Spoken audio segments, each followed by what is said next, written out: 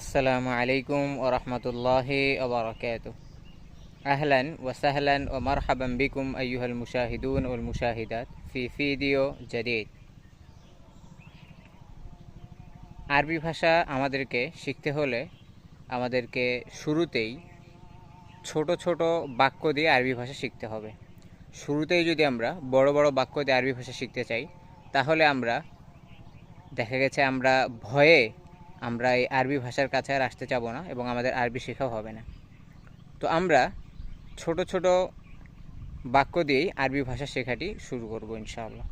তো আজকে আমরা পরিচয় পর্বের ক্ষেত্রে আমাদের সবার আগে যে প্রশ্নটি আসে যে তোমার নাম কি, এরপরে এই প্রশ্নের উত্তর যে আমার নাম অমুক, এই এতটুকু আমরা আজকে কি করব, শিখব। তো আমরা যদি কাউকে জিজ্ঞাসা করি তোমার নাম কি, সে যদি পুরুষ হয় তাহলে তার উত্তর হবে মাস মুকা। তোমার নাম কি, মাস মুকা। আর যদি সে মেয়ে হয়, মহিলা হয়, তখন আমরা বলবো মাস মুকি। পুরুষ হলে মাস মুকা, মহিলা হলে মাস মুকি। আর এটার উত্তরে আমরা কি বলবো, আমার নাম রাশেদ, ইসমি রশিদুন। আমার নাম ফাতেমা, ইসমি ফাতিমাতু।